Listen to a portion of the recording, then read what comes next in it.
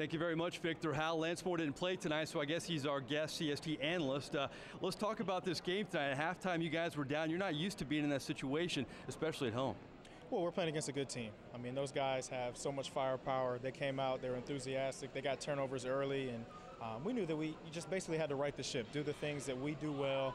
In the second half, we definitely did that. What does it say about this football team, Lance? You guys had turnovers in the first half, the defense had some breakdowns, but right away in the second half, you guys just take over this game and really showed your will on the Lions. Well, yeah, I mean, those are the things that veteran teams do. I mean, we've kind of been there before. We played from behind before, and we've got the cast of characters that doesn't back away from anything. And, guys stepped up and made great plays in the second half. And, our turnover ratio was down at halftime, but we got those 2 turnovers back in the fourth quarter with the picks from Jabari, and that's what we needed. I know you're buddies with Pierre Thomas. Boy, did he have a big night.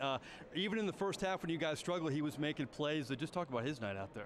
Vintage Pierre. I mean, he was making plays that, were reminiscent of a couple years ago. I mean, you look at the Chicago game in 07 when nobody really played well, and Pierre played his tail off. So he's making plays. Defenders are bouncing off of him, and I always call him crazy legs. So, it's hard for people to tackle him because they don't know which way he's going. So, I mean, it's definitely exciting to watch him play. All right, no doubt about it. Let's break down the receiving core. Marques Colston, a tough first half, but boy, he bounced back in the second half, played well. I mean, that's what great players do. I mean, you can have a few things go wrong, but you have to bounce back and make those plays. And, he's played a lot of ball. Drew will stick with him.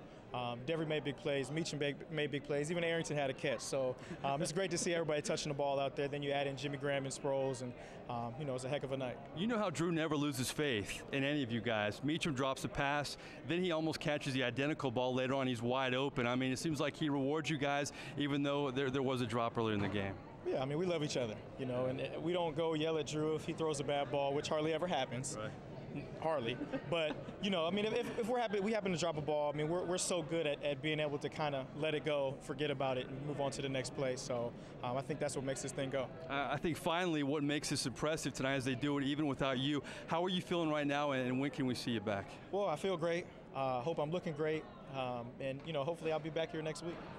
What do you think about this Niners game coming up? A team you've met in the preseason, of course. You didn't see much from the ones in that game, but this is a talented football team, and you got to go to the other coast to play them. Oh, yeah. I mean, they're hot. People are going to be talking about us going across country, playing on grass, whatever.